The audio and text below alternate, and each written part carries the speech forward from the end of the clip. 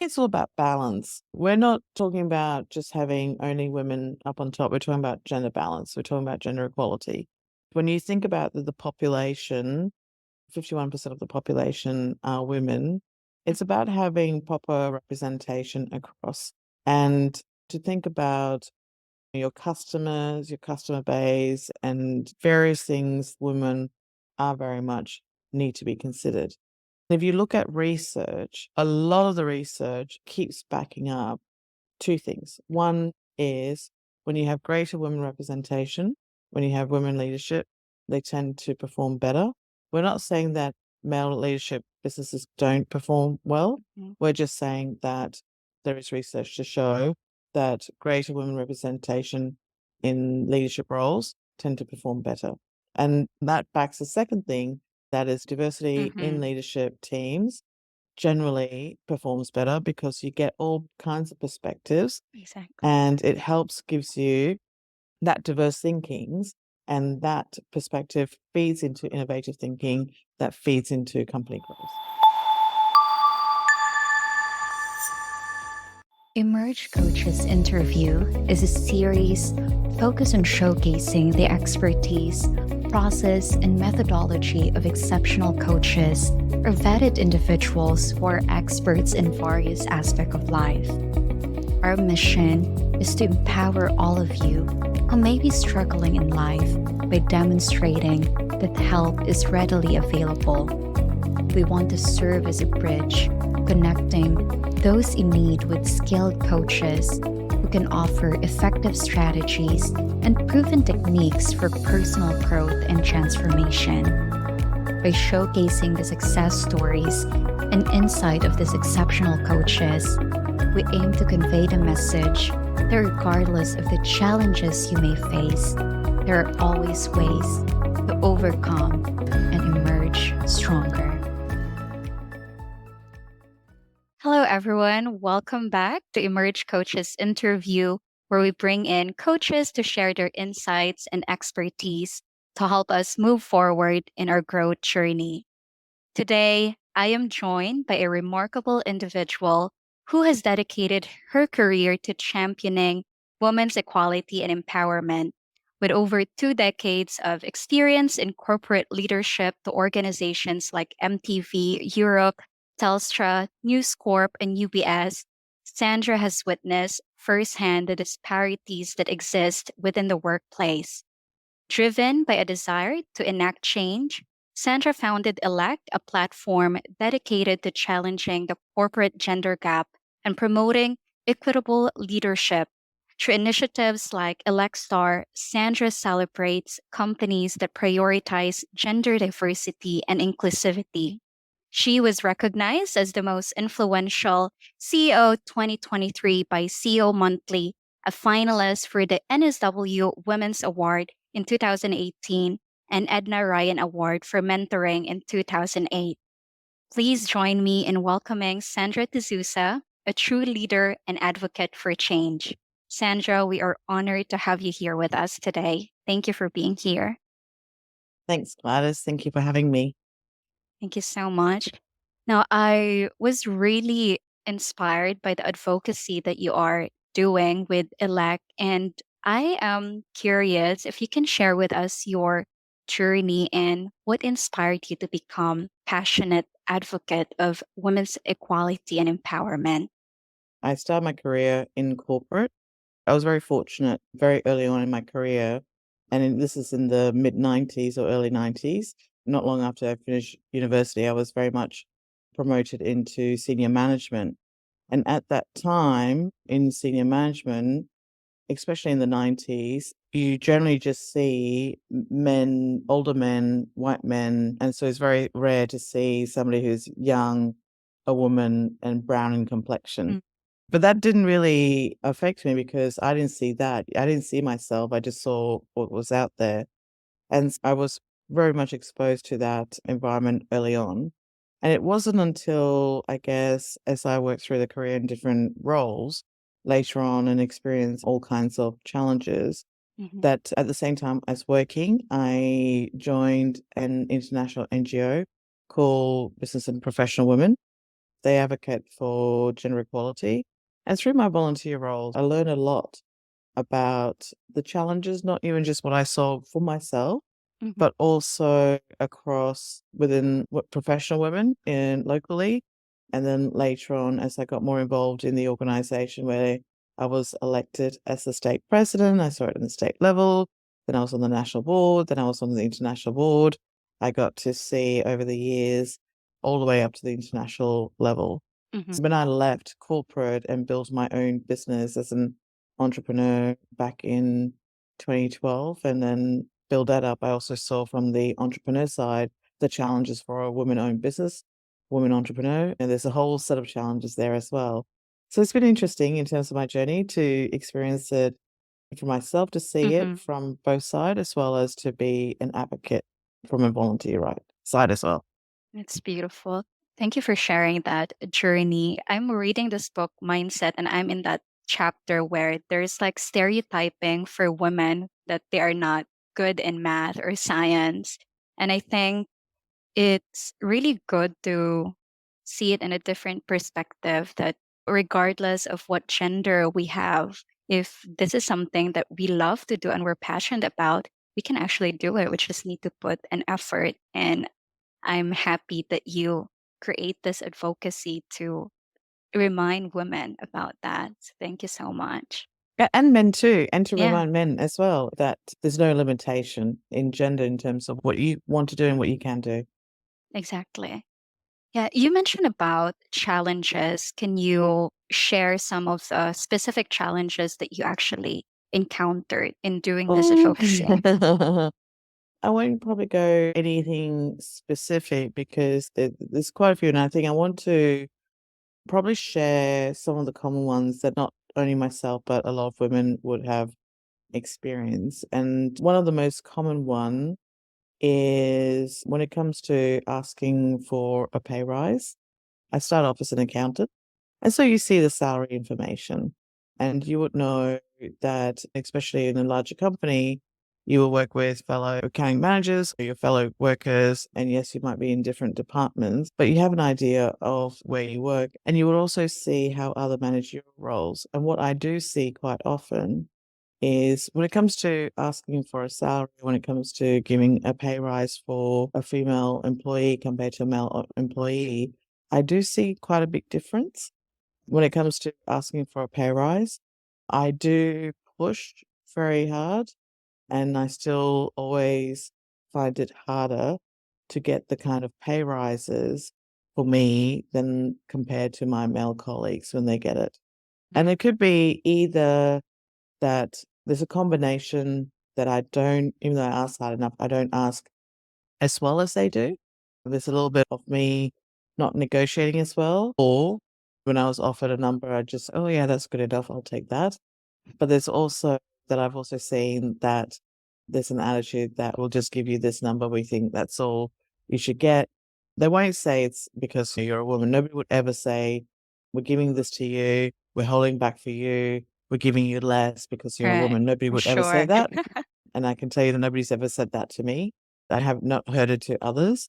And that's the unconscious bias that I talk about Mhm. in my book as well. But that's what I've seen is that unconscious bias that keeps going on, and then seeing that lesser salary going towards women than men for various reasons. I see. It's amazing that you were able to actually notice that within yourself that you're not even comfortable asking for a higher raise. And would you say that's very common among Yes, women? yes.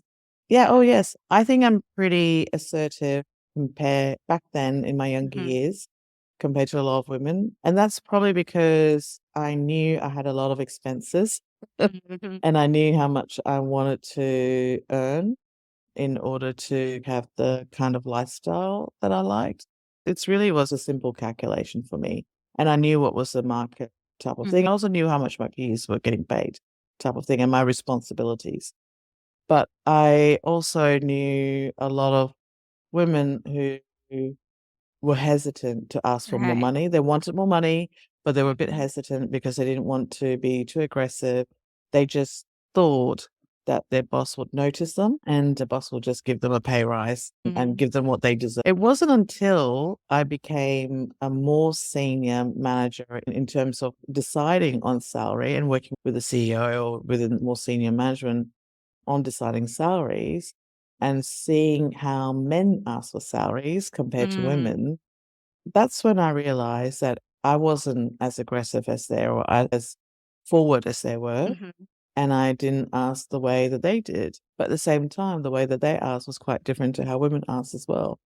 So it was interesting. It was a real eye opener for me to see the differences in gender in terms of salary negotiation that I think, and I'm very broad brushing. I think since then there's been a lot of like discussion of how to do it. There's more proactive in managers to ensure that there's a lesser gender pay gap. So the onus is not on the employee to negotiate. The onus is now more on the management to ensure that there isn't a gender pay gap.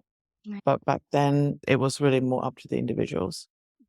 It's good that it's changing these days. I'm just reminded of the self worth as well. If you know your worth, the kind of value that you're actually putting in the table, then you should be able to negotiate and have the courage to actually ask for what's fair, Yeah. right? So that's And I'll tell you a story. We've got time. In one of the chapters, I interviewed a CEO and she tells a story, which I put in the book, where she talks about that she worked out the role that she was in, the amount of responsibility she was in, and she's taken on, and she presented a business case of the kind of salary that she thinks that she should be paid, and it was still less than the industry benchmark. She got rejected on that, and she was told, "You should be lucky to have a job," type of wow. thing, because it was an opportunity that she was in a mining company. So it was an opportunity that she was lucky to have and that she should be grateful for being there, type of thing. And this is a couple of decades ago, so we're not talking about nowadays. But those were like a lot of the attitudes in the past. It's tough back Yeah. in the days for women. So it's nice that we have women like you who are actually advocating for this, for other women to actually have their voice and just have that fairness. I know about Elexstar, but if you can actually tell me what are the initiative, what is Elexstar stands for, and if you can share some success stories as well in companies who've adopted this. Sure, sure. So Alexa came about as when we did some research and we went through the listed stock exchange and we've done for listed stock exchange. We looked at the publicly available information and we rated 4 criteria to see where they're at with gender equality at the top. So we thought we'll give them a point if there's a woman CEO or CFO. We give them another point if there's a woman board chair. We give them a third point if they have 25% women represented on boards, and then we'll give them another point if they have women representing senior leadership team. And if they achieve at least 3 points, we consider them that they are committed to gender equality. And when we went through the first, which was the ASX, and then later we've done NASDAQ, and then we went through LSE, and now we've just finished New York Stock Exchange. But when we went through the first two, which was ASX and NASDAQ, we were really, it's not surprised that less than 5% of companies achieve 3 points or more. That was a really low number. So we thought, how do we encourage companies just to have better representation? Instead of shaming the 95% of the companies, we thought, let's celebrate the ones who are doing it. And that's how Lexstar came about. We wanted to celebrate the 5%. So the Lexstar basically is to highlight the company. So the company who has achieved at least 3 out of those 4 criteria are qualified for an Lexstar. And it shows that there are one of those 5, less than 5% of companies who actually have women represented at the top of their company. That's nice. And have you seen some increase now in the trend? Yes, so I mentioned we started the research back in started in 2021, hmm and we've just finished New York Stock Exchange. And what we saw was just over 6%. There is a little bit more of an increase. Still a very small number, but it's good to see that it's not less than 5%. That's good. At least there's that increase in number. I'm also curious, why do you think it's important to have women leaders in the company? I think it's all about balance. We're not talking about just having only women up on top. We're talking about gender balance. We're talking about gender equality. And when you think about the population, 51% of the population are women, it's about having proper representation across. And to think about your customers, your customer base, and various things that those conditions, those things in what goes into your products and services, women are very much need to be considered. And then if you look at research, a lot of the research keeps backing up two things. One is when you have greater women representation, when you have women leadership, they tend to perform better. We're not saying that male leadership businesses don't perform well. Mhm. We're just saying that there is research to show that greater women representation in leadership roles tend to perform better. And that backs the second thing, that is diversity in Mhm. leadership teams generally performs better because you get all kinds of perspectives Exactly. and it gives you that diverse thinkings, and that perspective feeds into innovative thinking that feeds into company growth. So it is important to do that. It's not about doing social good. It's not just about that. It actually can be all good for companies. It's also good for profitability. It's also good for the community. It's also good for positive impact. That's that's amazing. And I love that idea of being able to have broader perspective. And if you can actually leverage that, then why not? That's great. Because not everybody knows everything. So when you have different people, they bring in different perspective that you may not have thought about. And the CEO, and this is one of the interviews that I've also done, where CEO says that you expect the CEO to know everything, but the reality is the CEO doesn't know everything and they rely on their team. And so the team helps them to give them all that different perspective. And so that's where the diverse team becomes really important and a great asset to the CEO. Totally agree with that. And I feel like success is really all about collaboration, collaborating with the right people and really bringing in the different perspective. So it's exciting. What do you think are actually the barriers that hinders progress towards gender equality in organization? And do you have some tips on how we can address this? Yes. How long will this podcast go for? I'm just kidding. I'll try to make it quick. The main thing, really, I would say the biggest hurdle is really the unconscious bias.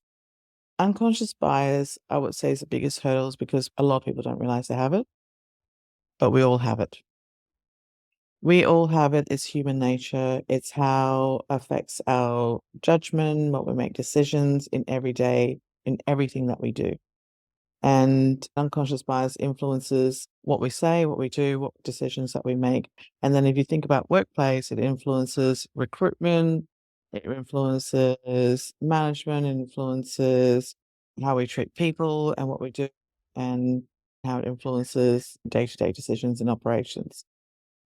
And organization structure, if you think about it, the 9 to 5 structure, the way that it's started and all that, it's inherently designed for men because it makes it very hard to cater when you have family with children as well. And I'm not trying to sound sexist or anything like that. I'm not attacking men at all. This is very important to bring men who want to be close to their family also struggle with that sort of organizational structure. And we do want men to be as hands-on dad. They don't want to be absent fathers. That's the thing. So this is where we just have to understand that. And so there's a lot of conditioning, there's a lot of beliefs, there's a lot of structural thinking that is embedded into our thinking about how workplace is supposed to be. Yeah. So it makes it very hard. And then when you look at the role, when you look at a person, there is all that automatic judgment of what you think that person can do and what they're capable of. So if I pick that one big thing, if you look at a doctor, if you look at a captain of a plane, of a ship, you just automatically think a lot of these roles. If you see a woman as, oh, that's unusual. And then you also look at clothes, you look at hair, you look at age, and you question, are you really supposed to be in that role? that's a little doubt. And then you behave a little differently towards that person because you don't feel comfortable that they may not necessarily supposed to be in that role. And Mm. then you ask questions and you behave differently because things that you do towards that person, that gender, you will normally do it towards the other gender. So until we raise the awareness and we understand all of this, it's very hard to address. And until we can address these double standards, it's very hard to make changes.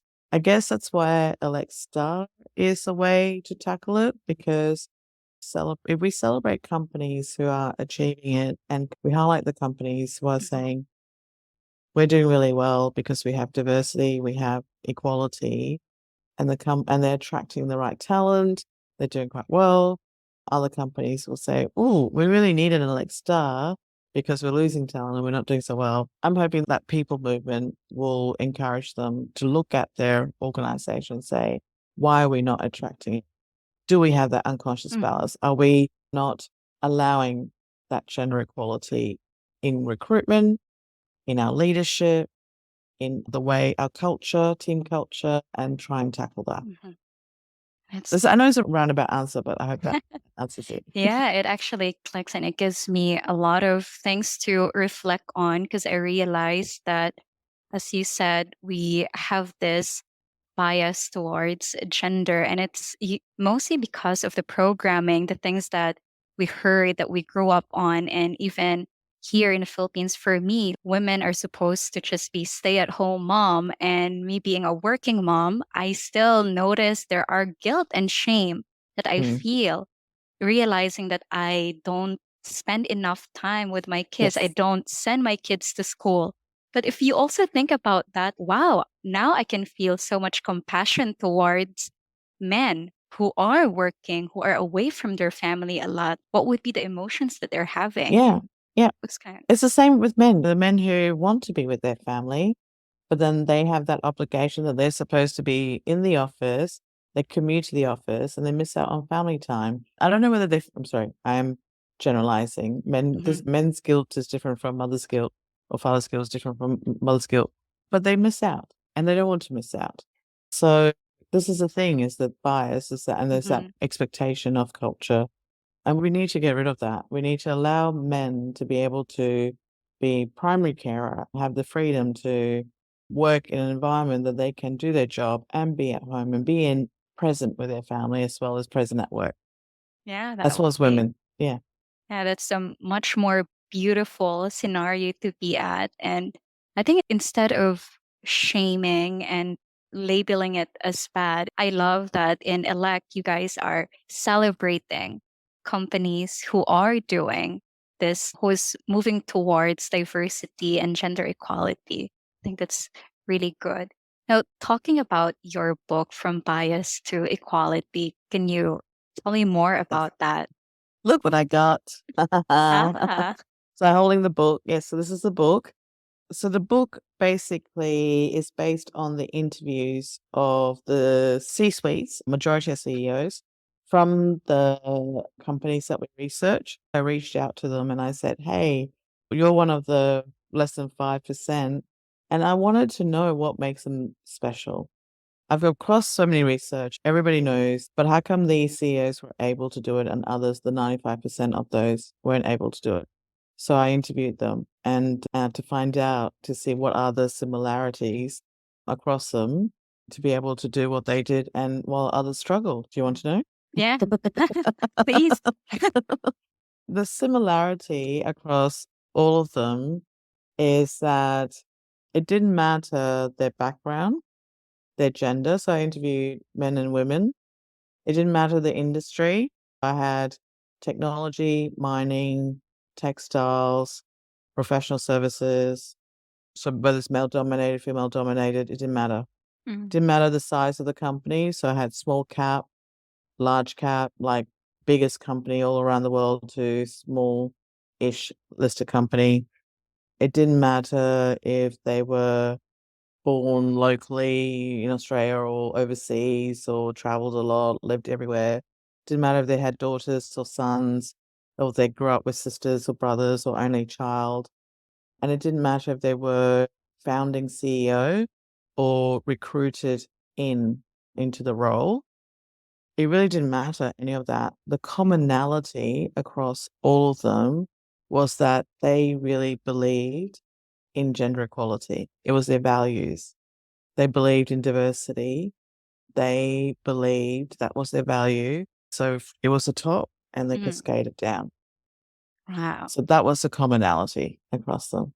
That's quite surprising to Yeah. actually Yeah. have that realization. And I really admire now that I'm really reading a lot of books, and I just had a reflection last night where it's amazing how we can have access to this knowledge in a book, and the author, the writer who's doing that took a lot of research, a lot of hard work. And for me as the receiver, the reader, I don't have to go through that. I can have this Mm. gift of knowledge. And I Thank really you. admire people like you who's putting so much work and like sharing all that work to the world for us to absorb and to be educated and have the knowledge and awareness about this. Thank you. Thank That's you. Yes, amazing. it was crazy. And it was pretty intense time to write and to put it all together. But I wanted to share that knowledge. That was the intention because I really wanted to know what makes them different. And also in the book, I had the 5 strategies in terms of other commonality, like what they've done. But it was important to bring that knowledge out to others because I wanted that change. I wanted to say, look, they've done it. If they can do it, you can do it too. And they did it even with big companies. They did it with small companies. They did it with all male industries. I've heard all kinds of excuses. But the thing is that if the CEO is committed to it, it can be done. For None of them sure. said it was easy, by the way. Mhm. They didn't say, oh, it was easy. If you're committed to it, it can be done. For sure. Totally agree with that. And I think it's so important for companies. If I'm, looking at companies or wanting to be part of an organization, I always look at their core values. What does this Mm, company stands for, and how do I align with the values yeah. that this company is representing? And it's beautiful that there are companies out there who really value gender equality. That really says a lot. And that's where I guess Alex Star comes in, is because there are other accreditation program, but you don't know how they assess. They do an internal audit or they do an audit and they do the certification. But Alex Stars has 4 criteria that you Mhm. cannot argue, and it's very clear. What And are they the just the four criteria? like the full criteria. They have to have at least 1 woman CEO, Mm, CFO. They have to have yeah, woman board chair. specific. Very specific. You just can't argue. They either have it or they don't have it. They Mm, have to have 25% in the boards or senior leadership team. So when a company has that, like you said, companies who would have their vision statement, their core values, but you don't know how true it is. But where Alexa comes in, they're actually saying what they really believe because they have done it. They're doing right. it. They've got people there. That's when you see the values are matching their actions. And that's what I like about it. That's what people like about it because from the discussions, and I've had with many others, you meet a lot of companies, people from the companies who says, yeah, we're committed to it. We want to do it. Then nothing happens. Exactly. If they don't have an elect star, they're not doing anything about it. That's true. I've been to other companies before, never really heard about core values until I actually worked with Eli and we started Emerge, and just seeing the quality, really the quality of people that you get to attract if you Yeah, have that values structured and you are living by that value, you naturally just resonate and attract the people that you want to be in. So I find it to be really interesting and important. yes, yeah, It's amazing. yes. Very Oh, important. I also want to ask this question. How do you see the role of men in advancing gender equality? How can they engage and help being an ally in this movement? It's a very good question, Gladys, because without men, you can't have gender equality.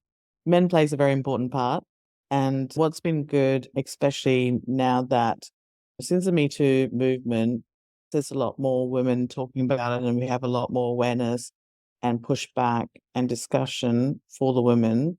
I see a lot of men who are supportive of women, but who couldn't talk about it as much, and now can openly say and do supporting women, and also have values that they don't agree necessarily with some other men. They don't agree with male toxic type of Mm-hmm. culture. There are a lot of good men out there, and they feel quite comfortable to talk about how they want to support gender equality, how they want to support the culture that they work on, like the CEOs that I talk about. So, in terms of the role of men in advancing gender equality and what they can do, we're just talking about it now in terms of what I'm doing is to engage them as male allies. So, we've got a program that we're going to roll out, building a database of male allies and Nice, connecting exciting. them with the women leaders, current and aspiring. In the workplace, I think it's very important what they can do is if they spot any women in the workplace that they see good for a role that's coming up, like for a promotion, champion them. Mm, They can champion them in two ways. One is they can mention to the management team saying, tell them about this woman talent. She's very good at what she would be suitable for that role. Because a lot of the time, women don't necessarily promote themselves. So it's a good right. way to promote them. The other one is encourage the women to apply for the role. Most of the time, and I'm generalizing again, a lot of the time women will say, oh no, I don't think I'm suitable for that role. And the reason is because most women think they have to be 90 to 100% qualified for the role before they apply, even though it's a promotion. They may not have all the skill set. If the male allies can take them out for a coffee, sit them down, just encourage them to say, okay, let's see what are your concerns. Really think you can do this role. You should apply for it. Let's address them. You don't have to be 100% qualified for the role.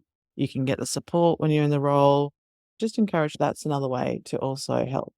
Those would be, I would say, the two easy things that male allies can do in their workplace.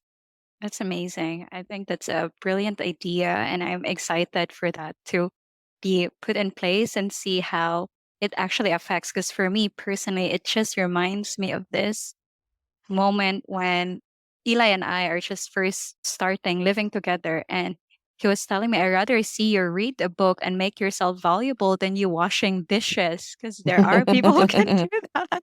Yes. Yeah. Yeah. So that's actually because Yeah. that's Yeah. true. Yeah. For women, But we automatically think that, oh, this is my stereotype job that I can do, taking care of the family, taking yeah. care of the house, when in fact we could be so much more. Yes. That's what guys can do. Men can have that encouragement, have that mentorship, and elevate women in that way because it might be easy to them. They think, surely they know that. And I like to tell them they don't know that. And that's where the encouragement can help. For sure. It definitely Yes. helps. And finally, what do you envision for the future of gender equality in the workplace? What are your hopes for the next generation of leaders? Look, I would really like to see that women are no longer an underrepresented category in leadership, basically. To have women at 51% of the Mhm. population to be regarded as an underrepresented category, it's not right. So if women are no longer as an underrepresented category, that is the vision I like to see. And the hopes for the next generation of leaders is just diversity. Women, men of color, different backgrounds, women of color as well, people with disabilities, all of that. Because people with intellect and intelligence come in all kinds of background. Anybody with qualifications and the skill sets do come in different background Mm, and they can be leaders. That's what I like to see. that's powerful. I want to see that too. Thank you, Sandra, Thank you. for actually doing what you're doing.